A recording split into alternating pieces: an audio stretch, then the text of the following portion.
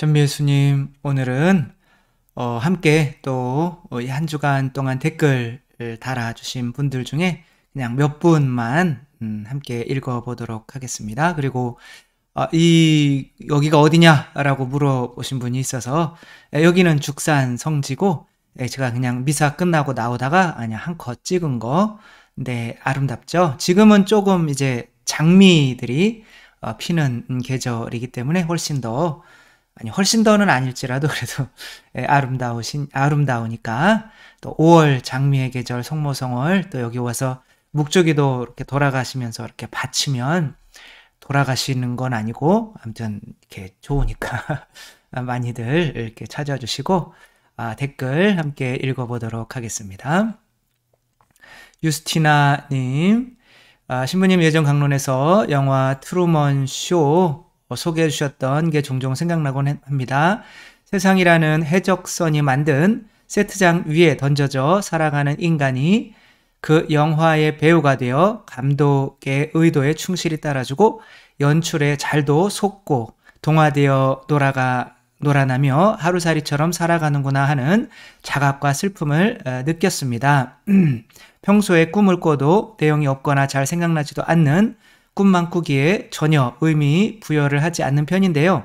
요즘 몸이 부실해진 탓인지는 몰라도 부쩍 현실과 구분되지 않을 만큼 생생한 꿈을 자주 꿔서 괴롭네요. 내용이 좀 엄했거든요. 한편 잠깐 살다가 본향으로 돌아가야 하는 지금의 유한한 인생 또한 정말이지 꿈과 구분되지 않는 것 같다는 생각도 들었습니다.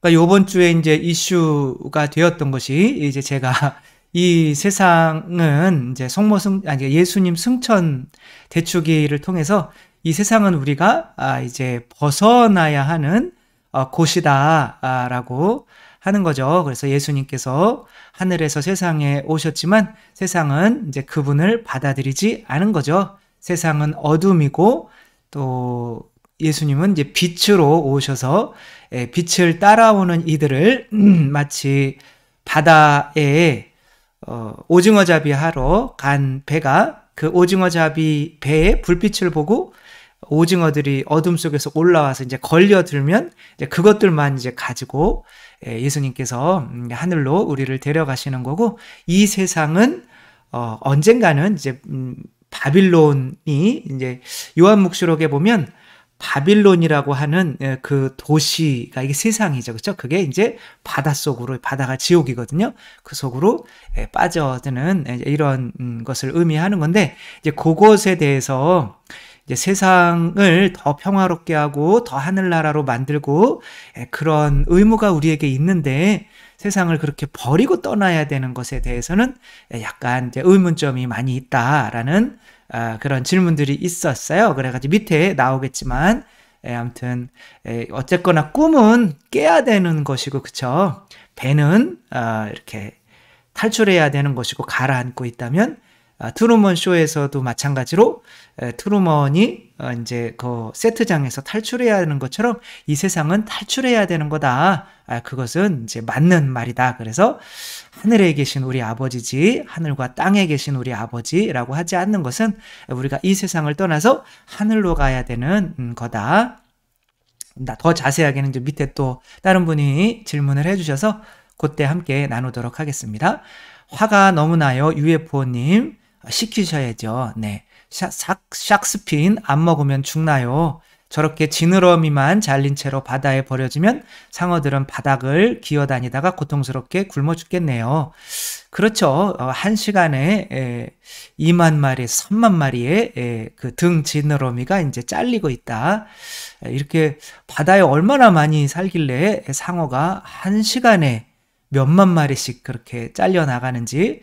그리고 이제 우리들은 바다를 망치는 게 플라스틱이다 뭐다, 물론 그것도 망치기는 하는데 인간의 이기주의로 바다에 있는 것들을 이제 그물로 걷어 올리는 것들이 그 플라스틱 때문에 오염되는 것에 수천 배 수만 배로 큰데, 우리는 그것에 대해서는, 어업에 대해서는 거기에서 종사하는 사람들이 이제 돈을 받거나 해서 그런 것에 대해서는 이야기를 하고 있지 않다라고 하는 거죠. 신부님, 더 chosen이라고 하는 이게 선택받은 자들, 그런 뜻인 거죠. 예수님과 제자들을 드라마로 그린 미국 시리즈가 있는데요. 혹시 아시는지 몰라요. 시즌2 방영 중이고 한글 자막이 있어서 보기 좋더라고요. 그러나 이제 성경조차도 해석이 굉장히 다양하잖아요. 그러니까 이분께서 이제 물어보시는 것은 그 내용을 이제 그대로 믿어도 되나 그런 것을 이제 믿을 거는 믿고 안 믿을 거는 버리면 되는 거죠. 그런 것들이 그 사람들이 또 어떤 극을 극대화하기 위해서 어떤 꾸며내는 것도 있을 것이고 자기들이 잘못 해석하는 것도 분명히 있을 것이고 그래서 교회의 가르침이 항상 기준인 거죠. 교회의 가르침에 어긋나는 것이 있다. 만약에 지옥도 없다고 했다거나 아니면 마리아 막달레나랑 어떤 썸씽이 예수님이 있었다거나 이런 내용들이 나온다면은 그런 것들은 혹은 유다가 좋은 사람으로 나오거나 이런 내용들이 있다고 하면은 그냥 뻥이다 생각하시고 그냥 요렇게도 세상 사람들이 이렇게 보는구나. 그래서 하느님 것도 그렇지는 않겠지만 하느님 것도 그렇게 이렇게 자기들 상업적인 것으로 이렇게 바꿀 수도 있는 거구나. 충분히 이렇게 알아야 되는 거죠. 그렇죠? 우리가 아이들이 아니니까. 그렇죠? 비성경적인 부분들. 저도 모르게 믿어버릴까 보면서 항상 그래서 저거를 그래서 그런 거는 절대 보지 마라. 저는 그런 건 아니에요. 그러니까 이 세상에서도 하느님께서 악이라고 하는 거 그리고 나를 미워하는 사람들, 나를 비판하는 사람들이랑 함께 살게 했잖아요. 그러니까 나를 비판하는 사람들에게 그럼 저 사람이 옳래? 그럼 나는 다른 데로 가야지. 성당 믿지 마야지. 그렇게 이제 그런 사람들이 없으면은 내가 어떻게 되겠어요? 약해지겠죠. 그렇죠? 그래서 온실 속에 그런 게 되는 거니 물론 안 볼 수 있으면 또 안 보면 좋은 거긴 하지만 그런 거 자체를 보고 안 보고를 떠나서 그런 걸 통해서 또 내 자신이 더 강해지는 계기로 하면 되는 거지. 이렇게 두려워할 필요는 우리가 교리를 명확히 아니까 두려워할 필요는 없는 것 같아요. 토종매주님 들어도 알아도 모르는 게 너무 많습니다. 이 세상이 다가 아니라는 걸 머리로만 안 게 아니었나 생각합니다. 오늘은 충격적인 게 이것만이 아닙니다. 저는 환경단체 두 곳에 그린피스 녹색연합에 이제 지원을 하고 있는 것 같아요. 그린피스는 꽤 오랫동안 기부를 하고 있습니다. 그린피스가 잘못됐다 그런 거는 아닌 것 같아요. 저는 어디 환경단체가 더 시스피러시죠, 그렇죠? 거기에 어떤 환경단체를 이야기하는 거는 좀 모르겠지만 아무튼 거기에서 그런데 저도 환경에 대해서 꽤나 신경 쓰고 어떤 게 어떻게 해로운지를 잘 안다고 자부해 왔고 열심히 알린다고 알렸고 실천할 수 있는 만큼 실천하고 있다고 생각했습니다만 오늘 들은 내용은 제가 그동안 우물한 개구리였다는 충격적인 생각에 심장이 뛰어서 미칠 것만 같네요. 근데 심장 안 뛰면 죽을 수도 있으니까 조금 뛰는 게 낫는데 이제 조금 미칠 듯이 뛰면은 좀 안 되겠죠, 그렇죠?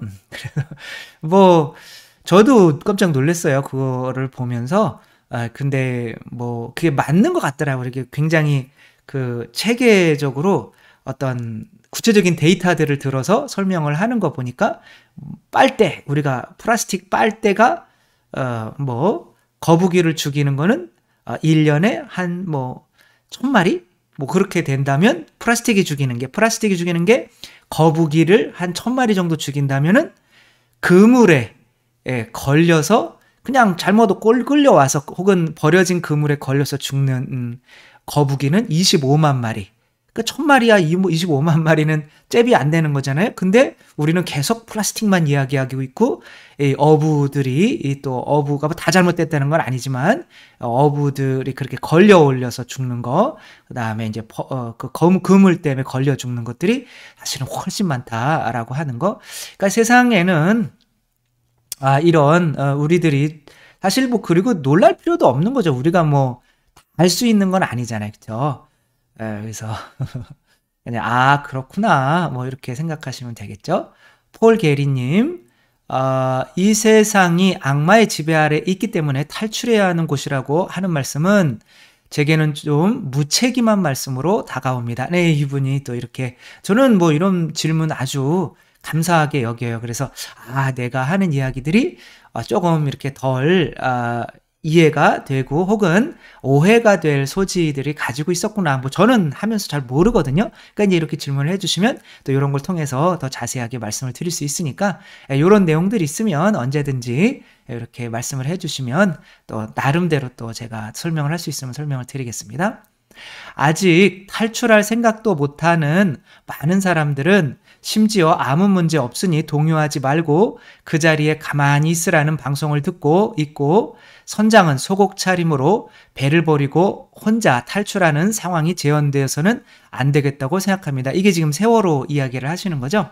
제가 이 세상이 이제 가라앉고 있는 배와도 같다라고 이야기를 할 때 약간은 이분들이 또 세월호를 생각하실 수도 있겠구나라는 생각은 이제 하기는 했었어요. 그래서 좀 조심스럽기는 했는데, 근데 이거는 뭐 교리예요. 그리고 성경에서도 나오는 거고, 이 세상은 악의 그렇게 뭐 세상이라고 하는 요한복음 보면은 이제 악의 이제 어떤 대명사로 쓰여요. 그래서 예수님께서 내가 세상을 이겼다 이렇게 말씀을 하시죠. 그렇죠? 그래서 세상과 예수님은 싸우신단 말이에요. 그리고 하늘로 올라가시는 건데, 그리고 이제 언젠가는 이 악에 물들어 있는 세상은 이제 바닷속에 빠지게 되겠죠. 그래서 이 세상에서 다만 몇 명이라도 구원하러 오신 거죠. 그렇다면 세월호라고 생각을 한다면 세월호에서 이 세상에서 살겠다고 빠져나온 선장이 되라는 얘기일까요? 아니면은 이 세상에서 죽어가는 사람들을 목숨을 바쳐서 그 밑에서 선생님들이나 있었잖아요. 그쵸? 자기 구명조끼 벗어주면서 니네 빨리 탈출해 라고 했던 그 선생님들이 되라는 것을 의미할까요? 당연히 빠져나온 선장은 이 세상에 사로잡혀 있는 사람을 의미한 거죠. 그쵸? 그러니까 이 세상 전체가 빠진다고 생각해야지 그냥 세월호만 생각하면은 그 세월호 바깥에는 뭐가 있는 거예요? 세상이 있는 거잖아요. 그쵸? 그러니까 거기서 빠져나온 사람은 이제 선장은 이 세상에 집착하고 이 세상이 전부인 사람인 거지 하늘로 가려고 하는 사람은 아닌 거잖아요. 우리가 이 세상에서 하늘로 가는 방법을 예수님은 어떠한 방법으로 알려주셨나요? 이 세상 사람들을 구원하기 위해서 십자가에 못 박혀 죽어야 하는 이 방법으로 알려주신 거죠.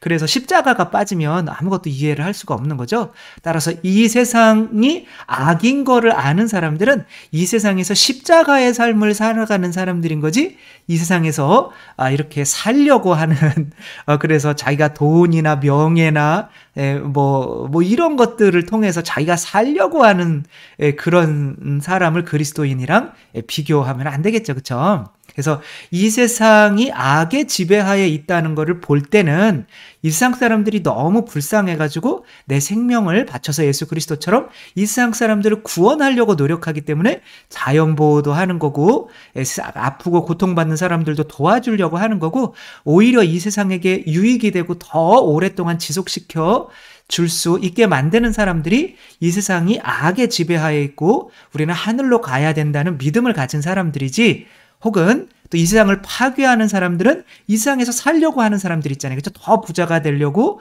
자연 보호를 안 하고 막 파괴하고, 혹은 자기가 부자가 되려고 다른 사람들을 이렇게 또 아프게 하고 하는 사람들이 얼마나 많아요. 그렇죠? 그래서 그런 식으로 봐야 되는 거지. 그래서 아무튼 네, 그 세월호에서 탈출한 선장처럼 우리가 이 세상에서 도망가야 된다. 그럼 그 세상에서 그분은 세상에서 살려고 한 사람이잖아요. 그렇죠? 우리는 아무튼 뭐 지금까지 말씀을 드렸으니까. 티나님 오늘 강론 말씀에 비추어 주님의 기도에서 아버지의 뜻이 하늘에서와 같이 땅에서도 이루어지소서를 어떻게 이해해야 하나요? 이제 같은 맥락이신 거죠. 아니 분명히 땅에서도 하늘나라를 이루어지소서라고 기도를 하는데 이 땅이 이제 망한다고 또 악마의 지배하에 있는 세상이라고 여긴다면 그러면 어떡하냐 이제 약간 이제 그런 거죠. 그래서 이 땅에서 하늘에서와 같이 땅에서도 이루어지소서라고 하는 거는 당연히 우리가 빌어야 하는 거죠. 그렇게 이 세상이 하느님 나라가 이루어질 수 있도록 그것은 이제 이 세상에서 하느님 나라가 이루어지는 곳은 그러니까 성전에서는 미사를 어디에서 이렇게 성령 강림을 통해서 예수님의 그 빵과 포도주가 예수님의 살과 피로 변하게 되는 그 공간이 어디예요? 바로 어딘 거죠? 제단인 거죠. 그렇죠? 그러니까 제단이라고 하는 곳은 우리가 이 세상에서 뚝 떼어서 요것만은 좀 거룩한 곳입니다 라고 특별하게 하는 곳이고, 그래서 그 곳을 거룩하게 만들기 위해서 기름도 바르고 또 이렇게 향도 치이고 하는 거죠. 그렇죠? 그런 공간이 하늘에서와 같이 땅에서도 거룩해지소서라고 하는 제단이 있는 거죠. 그렇죠? 그래서 첫 번째 우리가 아버지의 뜻이 하늘에서와 같이 땅에서도 이루어지소서라고 할 때, 여러분들이 첫 번째 주님의 기도할 때 그렇게 첫 번째 땅이라고 생각해야 되는 거는 어디일까요? 바로 우리 자신인 거죠. 그렇죠? 그러니까 우리 자신이 하느님의 거룩한 제단이 돼서 내 자신을 빵과 포도주로 봉헌하니까 하느님 내 자신을 거룩하게 해주소서. 이게 내 자신이 첫 번째 땅인 거고, 그렇죠? 이게 땅에서 왔잖아요. 그리고 그것이 점점 이제 퍼져가게 만들기 위해서 내가 이 교회가 선교해야 되는구나. 그래서 이 세상이 나는 불을 지르러 왔다. 이 세상이 다 불타고 있으면 얼마나 좋았겠는가 라고 하지만 결국에는 이 세상이 예수님을 죽이게 되는 거잖아요. 그렇지만 그럴 것처럼 우리들도 이 세상의 사람들을 이 하느님 나라를 교회죠. 그렇죠? 넓혀가기 위해서 선교를 해나가야 된다는 의미로 받아들여야 되는 거지, 마치 뭐 이 세상에 유토피아를 세워가지고 뭐 이 세상이 하느님 나라가 그러면 예수님이 승천하실 필요가 없는 거죠. 그렇죠? 그래서 오히려 이 세상을 즐기려면 이 세상을 떠날 줄 알아야 되는 거죠. 제가 옛날에 그 본 뉴스 중에 어렸을 때 봤는데 기억에 너무 생생하게 남아서, 버스가 낭떠러지에 추락해서 버스에 안에 타는 사람들이 다 돌아가셨어요. 근데 다음 날 또 뉴스를 봤는데 한 명이 또 그 자리에서 투신 자살을 해 죽었대요. 그러니까 거기에서 떨어져 죽은 사람 중에, 버스에서 돌아가신 분들 중에 아내가 있었던 거죠. 그러니까 나는 아내 없이는 못 살아. 그리고 아내 따라서 간 거예요. 그러니까 이건 뭐예요? 그러니까 내가 이 세상에서 아내가 전부인 거예요. 그리고 그 아내가 없으면 죽는 거예요. 이게 이 세상에 어떻게 보면 집착하는 마음인 거잖아요. 그렇죠? 근데 여러분들이 그게 참 거룩한 사랑이다 이렇게 느껴지진 않고, 아이도 있었을 수도 있는데, 그렇죠? 참 바보스럽다 생각이 들잖아요. 그렇죠? 그러니까 오히려 이 세상에서 잘 살아갈 수 있는 사람들은 이 세상이 전부야 라고 하는 게 아니라 언젠가는 우리가 떠날 곳, 여행하는 곳, 그쵸? 이 세상에서 잡혀 있는 곳. 그러니까 제가 로마에 갔을 때, 거기에 이제, 막 그런 난민들 있잖아요. 그쵸? 난민들은 거기에서 살 수 있는 자격이 없는데 숨어 사는 사람들이야. 그래서 경찰들한테 걸리면은 그냥 맨날 경찰들이 바로 때려요. 근데 그 옆에 우리 한국 사람들이, 관광객들이 지나가면은 안 때려요. 왜 그러냐면 그 돈을 써주니까. 그러니까 이 세상에 거기서 떠날 수 없는 사람들은 어쩔 수 없이 그 세상에 집착해야 되기 때문에 누군가에게 피해를 주는 사람이 될 수밖에 없고, 그래서 불안해요. 딴 데 갈 데가 없으니까 잡히면 안 돼. 그러나 이 세상을 여행하는, 언젠가는 또 우린 또 떠나야 될 하느님 나라가 있는 사람은 이 세상도 자연보호하면서 다른 사람이 또 와서 좋은 경관을 볼 수 있도록 또 자연보호도 하고 아주 좋네 라고 하고 아주 잘 물려주고 갈 수 있지만, 이 세상에 오히려 집착하는 사람들이 이 세상을 망치고 자기도 이 세상을 즐기지 못하고 살아간다는 거죠. 우리는 여행자처럼 예수님이 하늘로 간 것을 보고 이 세상에서 최대한 그래도 하늘나라로 갈 수 있도록 우리가 목숨을 다해서 그 사람들에게 복음을 전하고, 그리고 또 우리들도 이 세상에서 뭐 언젠가 뭐 그렇게 집착하면서 나도 떨어져 죽을 필요가 없으니까 그렇게 막 내 뭐 안에서 내가 명예를 추구하는 것도 아니기 때문에 나에게 욕하는 사람들에게 뭐 크게 신경 쓸 필요도 없고, 내가 소중하게 여겼다고 생각하는 뭐 자녀가 죽을 수도 있잖아요. 뭐 그런 것 때문에 나도 그럼 죽어야지 뭐 이러지도 않고 하늘나라가 있다는 것 때문에 그럼 나도 잘 또 우리 자녀 만나기 위해서 하늘나라 또 잘 이렇게 가면서 잘 참으면서 살아야지라고 하는 의미인 거지.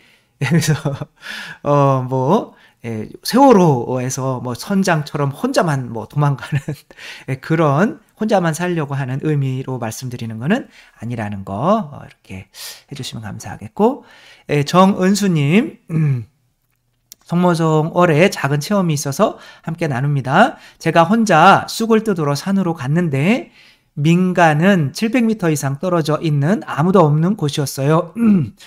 저는 여기서 700m라는 거를 이렇게 뭐 800m도 될 수도 있고 1km도 될 수 있는데 이게 굉장히 뭔가 정확하신 분인 것 같아요. 쑥을 뜯는데 어디선가 개가 3마리가 와서 무섭게 으르렁거리며 저를 둘러쌌습니다. 이게 얼마나 무섭겠어요, 그렇죠?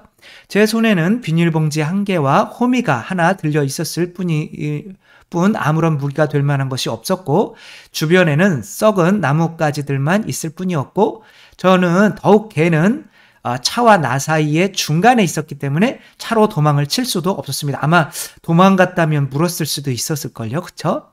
그래서 보통은 이렇게 마주하면은 등을 보이면 안 된다고 하더라고요. 전화기도 차에 두고 와서 어떠한 도움도 요청할 수가 없는 상황에서 저는 큰 소리로 성모성을 외웠습니다. 은총이 가득하신 마리아여 기뻐하소서 막 이렇게 하니까 개들이 얼마쯤 성모성을 하니 갑자기 주변이 조용해져서 둘러보니 개돌은 어디로 가고 없어졌고 눈 감고 하셨군요. 저는 무사히 돌아왔습니다. 정말 아주 큰 체험 하셨고요.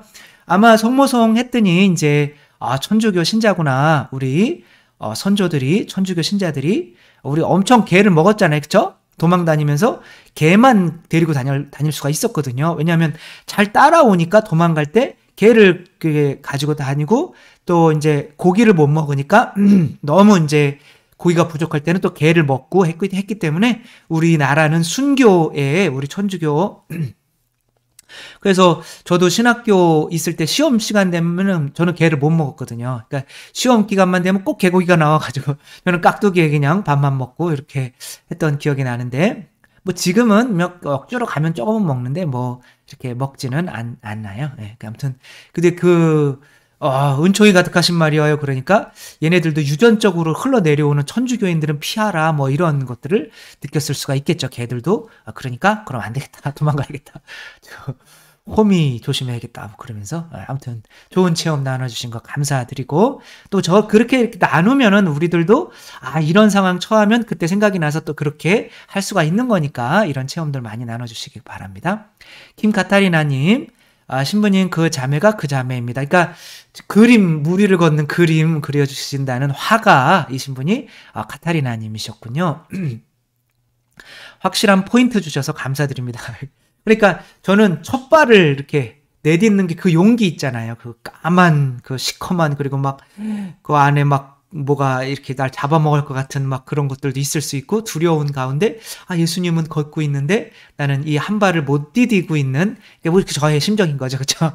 그런 것을 표현할 수 있으면 묵상이 잘 되지 않을까. 그러나 한 발을 그래도 용기 있게 내닫는 그런 것을 그래서 작품 출품할 것 60호 2작품을 7월까지 완성할 것 같습니다. 그 후에 시작해 보도록 하겠습니다. 그러니까 뭐 또 사실 또 이렇게 귀하게 아주 또 화가님이 그려주시는 건데 또 저는 또 이제 뭐 그런 거에 또 이렇게 뭐 이사할 때는 거의 놓고 다니니까 그래서 이제 짐을 또 이사하는 기회잖아요. 그치 또 제가 가벼워질 수 있는 기회. 그러니까 뭐 제가 이런 걸 부탁을 드려서 이렇게 아무튼 그래도 이제 있는 동안에는 또 그리고서 또 좋은 뭐 저희 어머님한테 드릴 수도 있고 하는 거니까 혹시 이렇게 해주신다면 또 잘 받도록 하겠습니다. 남식경님 오늘은 이제 가래가 이렇게 왜 그렇게 끓죠? 신부님 저는 엄청 힘든 일이 일어났어요. 맞아요. 어떤 분이 그래서 물 좀 드셔가면서 해라라고 해가지고 그러네요. 이렇게 물 좀 먹어가면서 하면 되는데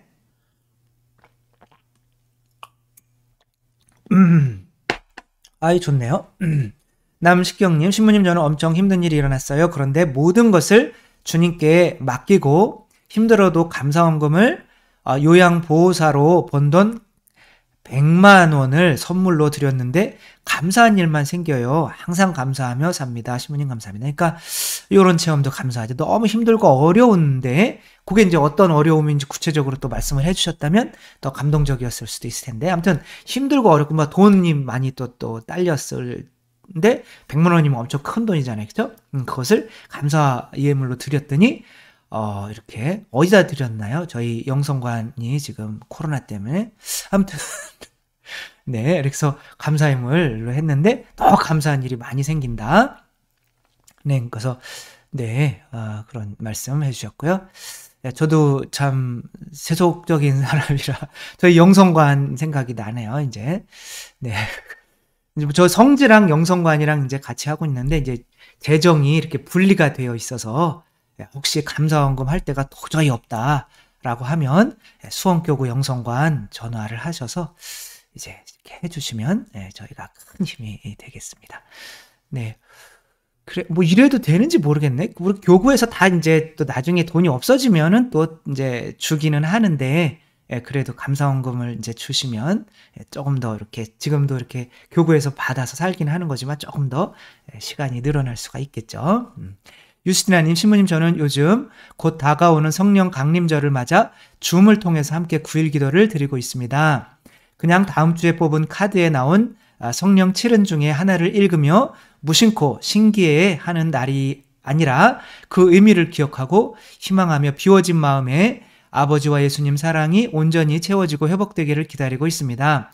저는 용기를 뽑았어요. 용기.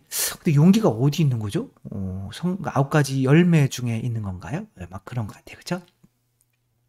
일하시는 것은 주님이시고 은총을 주고자 하시는 분의 뜻과 소관 받기라 어쩔 수 없지만 인간적인 차원에서 제가 할 수 있는 마음가짐의 준비는 용기네요. 용기가 나오네요. 하나씩 해볼 수 있을지 않을까 싶습니다.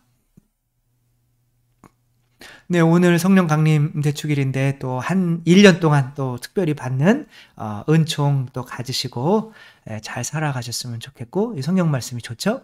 그러나 나는 혼자가 아니다. 아버지께서 나와 함께 계신다.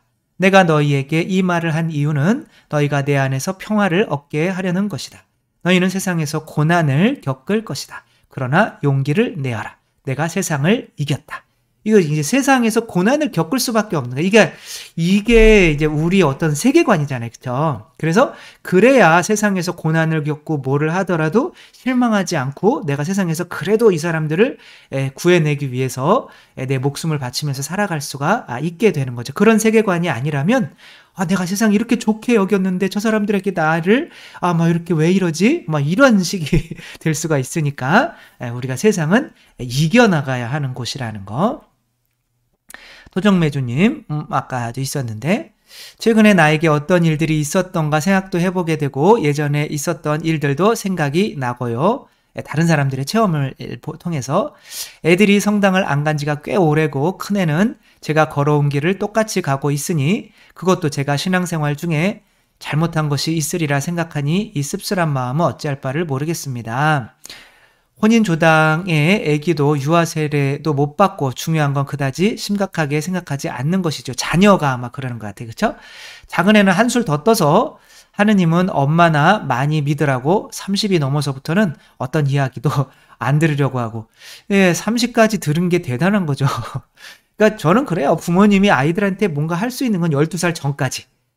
그러니까 12살 전에 다 해놔야 되는 거죠. 하느님 뜻을 따를 수 있도록 부모님이 그러니까 신앙에서 충실히 12살 전까지 하느님께 봉헌하고 그래가지고 하느님 아니면은 나는 세상에 의탁할 곳이 없구나라고 자녀들을 12살 전에 천연성체 전에 하느님께 온전히 봉헌을 하는 게 굉장히 좋은 것 같고 근데 뭐 어차피 우리가 또 자녀들을 또 처음 키워보는 거잖아요. 그러니까 뭐 실수를 할 수도 있는 거고 또 자녀들이 또 다른 또 잘못된 곳에서 영향을 받아서 그럴 수도 있는 거니까 또 뭐 앞으로도 계속 꾸준히 기도해 주시면 좋겠죠. 레지나님, 저의 남편은 목이 뻣뻣한 사람이에요. 저도 목 디스크 약간 있었는데 그런 사람이 냉담 8년 만에 견진성사를 받고 저와 함께 주일미사를 참여했습니다. 고개는 숙이고 두 손은 모으고 이게 목 디스크 있는 사람이 고개를 많이 숙여요. 물론 뻣뻣했다는 것은 이제 그런 뜻은 아니시겠죠? 두 손은 모으고 손은 꼭 감고 있는 거예요. 저는 자는 줄 알았는데 기도할 때는 두 눈을 꼭 감는 거 아니냐고 하는 거예요. 눈을 감으면 졸리니까 눈을 뜨고 기도하라고 말해 주었어요. 네. 그러니까 초기에는 눈을 뜨고 하시는 게 좋아요. 그 다음에 이제 어느 정도 눈을 감아도 집중이 될 수 있으면 그 다음에는 감는 게 좋아요. 사실 남편과 미사 참례하는 게 저의 죽기 전 소원이었는데 정말 기적이에요. 아, 정말 죽기 전 소원이 정말 이런 너무 어떻게 보면 사소한 것 같지만 내 남편, 나와 가장 가까운 사람의 영혼을 생각하는 것이 굉장히 아름다운 거죠. 그렇죠?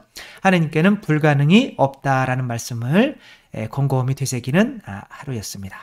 서우아이님, 주님 안녕하세요. 안녕하세요. 이분이 계속 저녁 잘 드셨어요. 이렇게 하는데 저는 한 끼 먹어서 보통은 점심을 먹어요. 그래서 그런 질문을 볼 때마다 안 먹었는데 이렇게 모든 강의 진심으로 감사드리고요.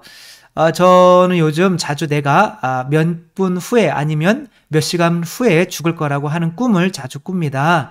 태연하게 나의 죽음을 기다리고 있다가 잠에서 깨어납니다. 왜 그런 꿈을 꾸고 있나요? 혹시 내 죽음을 암시하고 있는 것은 아닌지요? 자꾸 꿉니다. 그거는 왜 꾸는지는 잘 모르겠고, 어쨌거나, 조금 죽음에 대한 두려움이 혹시 있으신 건가요? 그러니까, 이제, 나는 없어요. 라고 말씀을 또 하실 수는 있겠지만, 혹시 어떤 그런 게 내가 이제, 또 많이 생각나는 게 또 꿈에서 꾸어질 수가 있는 거잖아요. 무의식적으로. 그러니까. 근데 그게 그 꿈을 통해서 이렇게 넌 죽을 거야. 이런 거는 당연히 아니고요. 걱정하지 마시고 또 이렇게 살다 보면 또 다른 꿈도 많이 꾸게 될 거니까.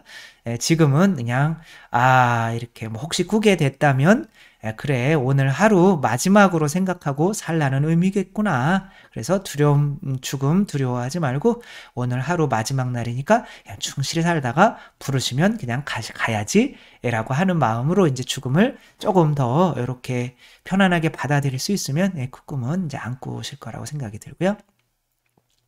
문윤정님, 형제 자매님들 위로 답글과 이제 아드님이 6개월 전에 돌아가셨다고 하는데 이제 정말 착하신 우리 구독자분들이 이 밑에 이렇게 위로해 주시고 기도해 주시겠다는 내용들이 너무 많이 달린 거를 또 제가 보니까 저도 감동스럽더라고요. 저는 아가다이고요. 처음엔 아들이 죽었다는 사실도 모른 채 6개월을 살았습니다. 어떠한 사연인지는 모르겠지만 아드님이 돌아가신 거를 모른 채 6개월을 사셨다는 것도 참 마음이 아픈 거죠. 주님 품으로 갔구나. 주님 곁에서 이젠 아프지 않고 행복하게 잘 지내고 있겠지 생각하며 주님께만 기도하며 매달렸습니다. 6개월 동안 아들 죽음을 이겨내려고 울음도 참아가며 견디다. 그러니까 이제 1년이 지나간 거죠. 그렇죠? 결국 작년 12월 말에 너무 심하게 공황장애가 와서 입원까지 하고 지금은 약 없이는 살 수 없을 지경까지 왔습니다. 그러니까 이 세상이 전부가 아니라는 것으로 이걸 이겨낼 수가 있는 거죠. 어쨌거나 하늘나라 가면 또 아들을 만날 수 있다라는 희망으로 이 세상에서 아들이 막 그렇게 엄마가 힘들게 살기를 원하지 않겠죠. 그렇죠? 그래서 더 아들 보기에 더 장한 어머니로 또 살아가실 수 있도록 하느님의 은총 안에서 기도 안에서 힘내셔야겠죠. 아빠를 8살에 하늘나라로 보내고 내가 아들을 의지하며 살아왔습니다. 그러니까 아들이 8살 때 아빠가 또 돌아가신 것 같아요. 그러니까 혼자 남으셨으니까 어떻겠어요. 그렇죠? 그 아들이 39살에 주님 곁으로 갔습니다. 너무 착하고 효자였거든요. 33살을 하느님 곁으로 보내고 33살 딸을 하느님 곁으로 보내고 슬픔에 잠겨 있는 자매님 4살을 도려내는 아픔보다 더 아픔을 겪고 있지만 저희같이 자식 보낸 아픔을 겪고 있는 분들이 많잖아요. 또 누가 33살 따님을 또 잃으신 분들 이야기하시는 것 같아요. 그분들과 같이 공유하며 기도하며 이겨내고 주님께만 의지하며 살다가 저희가 하느님 곁에 갈 때 자식들이 마중 나와 줄 거를 생각하며 기도합니다. 힘냅시다. 네, 하늘을 보시면서 이 세상이 전부가 아니니까 이렇게 잘 이겨내시고 또 일단 하늘나라를 보시기 바랍니다. 샬랄라님, 요즘 결혼하지 않고 모르는 사람의 정자를 기증받아 아이를 낳는데 이런 건 어찌 생각해야 하나요? 저는 윤리 신학은 전공은 안 했지만 이것은 옳은 것은 아닌 것 같습니다. 그래서 낳았으면 또 그 자녀가 또 아빠가 있는 게 정상이겠죠, 그렇죠? 입양하는 거는 사실은 이제 괜찮겠지만 사랑 차원에서 이제 모르는 사람 정자를 기증받아서 아이 낳는 거는 좀 아니지 않나 싶습니다. 치리아님, 아이들이 제 것이라고 생각했는데 뭘 하던 성에 차질 않고 마냥 부족해하며 아이들을 괴롭혔었는데 이제 봉헌하지 않은 거죠. 아이를 기도하다 보니까 주님께서 절 믿고 맡기신 아이들이라는 생각이 들은 후부터는 나는 위탁모다 주님의 아이들이다 생각하니 마음이 편하고 아이들 대하는 것도 달라지게 되었습니다. 저도 사실 이런 것을 원하는 거죠, 그렇죠? 아니요, 제가 원하는 게 아니라 이제 아이들에게도, 그러니까 유태인들이 다 그렇게 하는 거죠. 봉헌 때에 봉헌하면 아이를 엄마 아빠가 성모님과 요셉 성인이 예수님을 봉헌했잖아요, 그렇죠? 그 다음부터는 본인도 성인이니까 네가 알아서 해. 그렇기 때문에 아들이 없어졌다는 걸 모른 거예요. 그래서 관심을 안 갖는 거예요. 12살이 봉헌하고 나면 관심을 안 갖는 거예요. 근데 이제 가만히 보니까 하루 동안 보니까 아무리 찾아도 없는 거죠. 그러니까 다시 돌아와서 사흘째 찾으니까 예수님은 또 뭐라고 그래요? 아니, 왜 내가 아버지 집에 있는 줄 몰랐어요? 당신들 이제 내 아빠 엄마 아니에요. 라고 하는 거죠. 아빠 엄마가 들을 때는 엄청 섭섭하지만 아빠 엄마가 잘 봉헌한 거죠. 그렇게 될 때에 이제 자녀가 하느님의 뜻에 따라서 이제 부모님이 사실은 또 안 계실지라도 그분께 의지해서 열심히 잘 살아나갈 수가 있는 거죠. 내 아이라고만 하고 있다가 보면은 아이라는 게 뭐예요? 엄마 아빠한테 당연히 목이잖아요. 그쵸? 뜯어먹어도 된다고 생각하는 거죠. 성인이 되어서도 이제 강론에도 썼지만 누군가가 부모님이 죽으면 성인이 되어서도 와가지고 부모 봉양도 안 했으면서 집문서는 어디 있어? 돈 숨겨놓은 건 없나? 금두꺼비도 있다고 그랬는데 이런 것만 찾는 그러니까 애기가 된단 말이에요. 그런 건 약간 아이들이 끝까지 부모님을 뜯어먹을 수 있는 그러니까 자 본인 그거는 부모님이 아이들을 끝까지 내 자식 내야라고 한 그런 것 때문에 비롯될 수도 있는 거니까 아이들을 주님께 봉헌하고 그냥 옆집 아이다 생각하고 옆집이 이제 하느님인 거죠, 그렇죠? 옆집 아이다 생각. 남편도 옆집 남편이다 생각하고. 그래서 옆집에 남편의 이제 아내가 이제 성모님은 엄마구나. 아무튼 그렇게 생각하면 마음이 편하는 거죠. 그렇죠? 그래서 너희도 주님께서 이 세상에 도움이 되는 인물로 크기를 바라실 거라며 항상 주님께서 함께 하시니 힘을 내라고 합니다. 아이가 시험을 잘 못 보고 와도 짜증이 안 나게 되었습니다. 아이들에게 널 위해 엄마가 더 열심히 기도할게. 힘내고 걱정하지 마. 그리고 너도 하느님께 힘들 때마다 기도하렴. 이렇게 말하니 아이가 공부에 스트레스를 덜 받고 나름 즐겁게 공부하고 있습니다. 네, 이게 꼭 필요합니다. 치리아님 아주 잘하셨습니다. 정은수님, 신부님의 성서 강의로 저희가 더 풍요로워집니다. 다음에는 어떤 성서 강의를 하실 건가요? 굿뉴스에서 모바일 성경 쓰기를 하는데 신부님의 창세기 강의를 듣고 필사하고 마테오복음 강의를 들으면서 필사하느니 말씀이 새롭게 다가오네요. 다음에 하실 강의는 기대하면서 강의에 맞게 필사하려고요. 네, 저는 이제 저는 구약 한번 신약 한번 이렇게 갈 생각이니까 창세기하고 이제 마테오복음 했으니까 이제 구약으로 가면 창세기 다음에 뭐겠어요? 탈출기겠죠, 그렇죠? 탈출기를 이제 할 생각이죠. 이제 마테오복음이 끝나면. 문정숙님, 나이가 들면서 무슨 일에나 남편을 먼저 내세우려고 합니다. 이분도 이제 아주 잘하고 계신 것 같아서 읽어드리는 거죠. 아들, 딸이 무슨 일을 제안하면 아버지께 얘기해 보렴 합니다. 일부러 성모님께서 이렇게 다가가면 예수님한테 가봐 이렇게 하시는 거랑 똑같은 거죠, 그렇죠? 아버지께 이야기해 보렴 합니다. 일부러 남편을 먼저 챙기고 의논하게 합니다. 이렇게 남편을 높여주시니 남편의 사랑을 안 받을 수가 없는 거죠.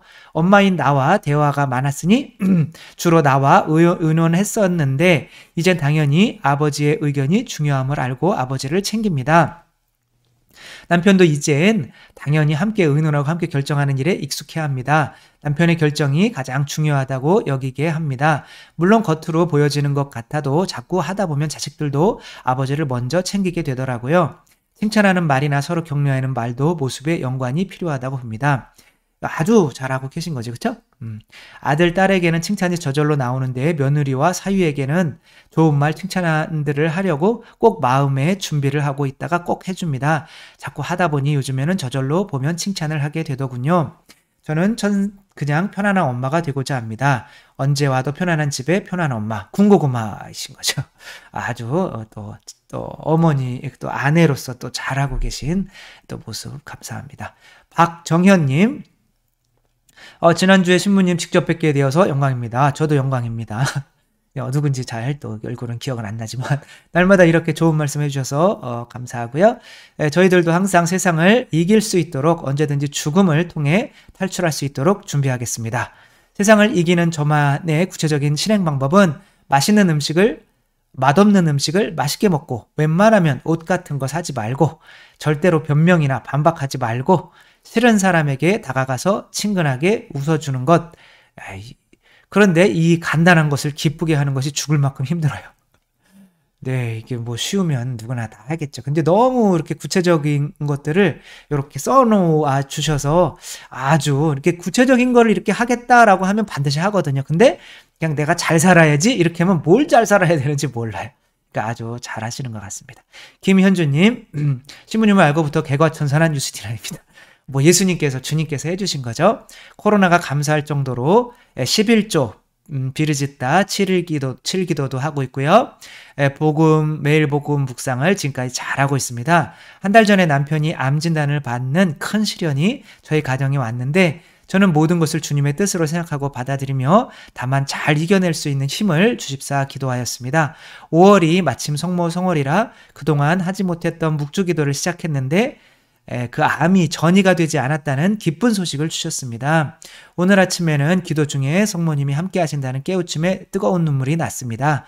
신앙 30여 년에 저를 깨우치게 해주신 네. 아무튼 이런 아주 열심한 신앙생활을 통해서 이 세상에서 닥쳐오는 시련들을 잘 이겨나가시고 그 안에서도 또 하느님 사랑을 깨닫고 눈물을 흘리고 감사하고 하는 모습 제가 더 감사하네요. 최준영님, 궁금한 게 있는데 이 세상에서 하느님의 성사가 이루어지고 아버지께서 우리와 항상 같이 계시는데 왜 세상이 하느님 나라가 아니라고 하시는지요? 내가 세상 끝날까지 너희와 함께 하겠다라고 궁금해 여쭤보는 것이 오해 없으시길 바랍니다. 뭐 궁금해서 여쭤보는 거 괜찮죠. 그러니까 이 세상이 이제 세상에 너희와 함께 있겠다라고 한 것이 이 세상과 함께 있겠다라고 한 것이 아니라 이제 당신이 뽑으신 교회의 사람들에게 하신 말씀인 거죠. 그래서 하느님 나라의 상징은 이 세상에 파견받은 교회를 의미하는 거지 이 세상 전체를 의미하는 게 아닌 거죠. 그렇죠? 그래서 하느님 나라의 상징은 교회다. 그리고 교회는 마치 성체처럼 우리가 이제 약간 더럽잖아요. 그렇죠? 성체가 우리 안으로 들어오시면서 또 전체가 좀 거룩해지게 하는 거죠. 그렇죠? 그러니까 이 세상이 거룩해지게 교회를 이 세상의 성체로 파견을 하신 거죠. 그렇죠? 그래서 이 세상이 좀 거룩해지려고 하는 마음으로 그러나 결국에는 악의 세력이 이기게 될 거다. 이런 거죠. 임소피아님, 미운 마음이 생기는 순간 하느님과 일치하지 못함을 느낍니다. 미워지려는 순간 기도했습니다. 예수님 어찌해야 하나요? 답답한 마음에 엄마 최수산에게 상담을 요청했어요. 엄마께서 그러셨어요. 예수님이 목이 마르신가 보다 물 한 컵 드린다 생각해라. 그 말을 듣는 순간 마음이 눈녹듯 사라졌어요. 이렇게 어떤 엄마를 통해서도 하느님께서 어떤 그런 대답을 주시니까 끊임없이 내가 이 미운 마음을 이겨내려고 하는 그리고 그것을 이겨내려고 하는 마음 자체가 굉장히 좋은 거고 그거를 통해 그렇게 마음만 있으면 하느님께서 무엇을 어떤 도구를 통해서든지 그런 도움을 주시니까 내가 싸우려고 하는 마음만 있다면 이제 항상 이렇게 주님의 도움은 있다는 거 마치 이제 뭐 병아리가 달걀 안에서 나오려고 삐약삐약 소리 되면서 이렇게 막 깨잖아요. 그때 그러면 빽빽 어디서 들리는 거지? 어미가 여기서 들리네. 그리고 엄마도 같이 쪼아주는 거거든요. 그러면은 아이가 쉽게 나오게 되는 거죠. 그렇죠? 그래서 하늘은 돕는 자 스스로 돕는 자를 돕는다. 뭐 그렇게 하고 있는 거니까. 그렇죠? 김맥님, 신부님 지난주 강론 중에도 우리가 살고 있는 세상은 천국이 될 수 없으며 결국에는 천국이 될 수가 없어요.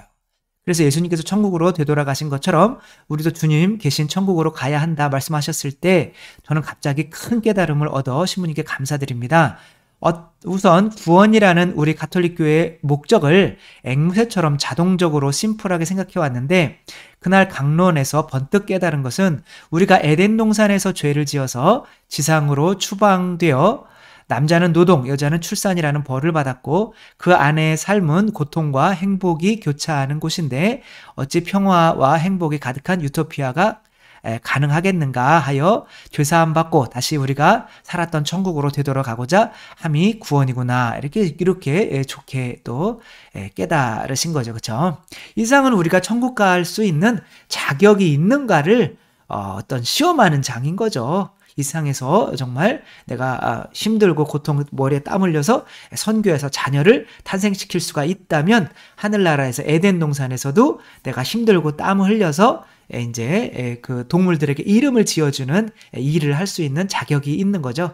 그리고 하느님께 감사할 수 있게 선악과를 봉헌할 수 있다면 이제 하늘나라에 들어갈 수 있는 자격을 얻게 되는 거죠. 그래서 이 세상이 뭐 좋은 곳이니까 이 세상에 집착해야 돼. 돈도 많이 벌면 좋고 이 세상에서 뭐 명예롭게 되면 좋고 뭐 이런 식으로 먹고 마시는 것도 좋고 뭐 이런 식이 아니라 이 세상은 우리가 하늘나라 들어갈 수 있는 자격을 시험받는 장이라는 거 그런 식으로 좀 생각하고 사는 게 좋다.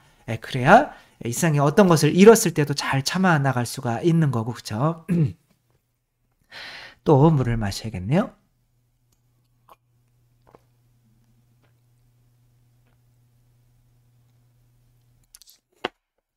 이수진님 너무 급하고 막막하여 기도 요청 드립니다. 남편이 어제 외숙모님께서 대학병원에 응급실에 계신데 외삼촌도 사촌 동생도 아무도 연락이 안 된다 하여 보호자가 없다는 연락을 받고 응급실에 가족의 문제가 좀 있으신 건가요? 의사 면담을 하러 가게 되었습니다. 알고 보니 툭 하면 죽겠다고 새벽만 되면 뛰쳐나가시는데 그러고는 응급실에 가셔서 살려달라고 하면서 검사해보면 아무 이상이 없으시고 그러다 보니 응급 환자를 보는 응급실에서는 숙모님이 블랙리스트 환자가 되어 있으셨답니다. 약간은 이제 정신적인 문제가 있는 거죠. 이 병원뿐만이 아니라 다른 병원에도 블랙리스트가 되어 그러니까 이분이 내가 세상을 죽고 싶다. 라고 해서 이제 병원에 가서 나는 죽을래 라고 하는 거는 오히려 이 세상에서 관심 받고 싶어서 하는 거지 진짜로 이 세상을 이제 하느님 나라로 갈 수 있는 그런 마음이라면 이 세상에서 다른 사람을 위해서 내 자신을 희생하고 이제 그런 삶을 살아갈 수밖에 없는 거죠. 그러니까 이 세상에 집착 오히려 자살하는 사람들도 오히려 이 세상에 집착하기 때문에 오히려 이제 그렇게 하는 거죠. 그래서 아무튼 뭐 쭉 읽어드릴 또 도울 방법이 없나요? 도울 방법이 뭐 조현병이라고 하는데 도울 방법이 우리가 뭐 어떻게 있겠어요, 그렇죠? 그분 끝까지 사랑해 주시고 그분 위해서 희생해 주시고 그분 위해서 기도해 주시고 뭐 그거밖에 없는 거죠.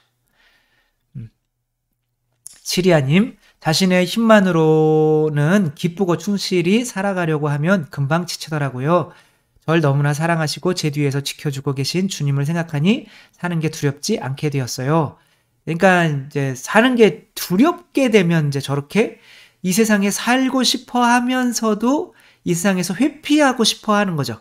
그걸 회피하고 싶어 하는데 집착하게 되는 게 이제 막 다른 사람 나는 죽을래 뭐 자해하면서 혹시 그러면서도 다른 사람의 관심을 끌려고 하는 이제 그런 걸 수도 있고 이제 아무튼 뭐 게임이나 이런 것도 또 이렇게 하면서 이 세상이 너무 힘드니까 그런 거에 집착하는 결국에는 세상에 집착하게 되는 거죠.